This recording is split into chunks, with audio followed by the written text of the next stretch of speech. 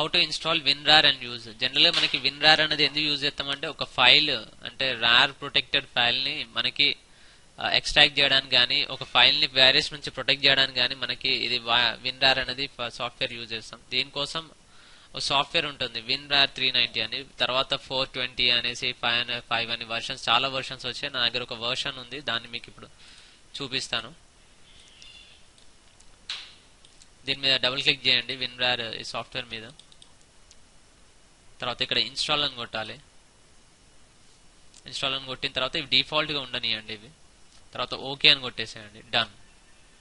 So done అని కొట్టాక ఇక్కడ చూడండి, ఇక్కడ ఇవన్నీ ఇంత ముందు WinRAR అనేది లేదు, ఇక్కడ ఆ ఫైల్ అనేది కరప్ట్ అయి ఉండే. సో ఇది WinRAR ప్రొటెక్టెడ్ కాబట్టి WinRAR అనేది ఇన్స్టాల్ చేసిన తర్వాత ఇక్కడ WinRAR ఐకాన్ తోని వచ్చేసినాయి. సో దీన్ని ఎక్స్ట్రాక్ట్ చేయాలంటే రైట్ క్లిక్ చేయండి, రైట్ క్లిక్ చేసి ఎక్స్ట్రాక్ట్ హియర్ అని కొట్టండి. ఒకవేళ మనం డెస్టినేషన్ అనేది చేంజ్ చేసుకోవాలనుకుంటే ఇక్కడ ఎక్స్ట్రాక్ట్ ఫైల్స్ అని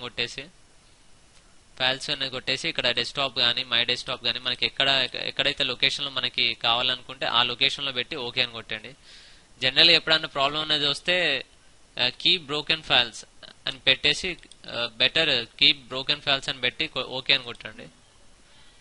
సో ఎక్స్ట్రాక్ట్ హియర్ అని కొట్టండి.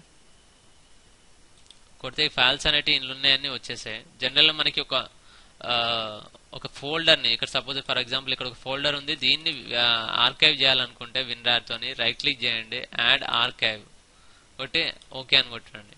ఓకే అని కొట్టడం వల్ల ఈ న్యూ ఫోల్డర్ అనేది ఆర్కైవ్ లోకి వెళ్ళిపోయింది. సో ఇది డెమో మీకు చూపించాను. ఇదండి WinRAR ఎట్లా యూజ్ చేయాలి అనేసి.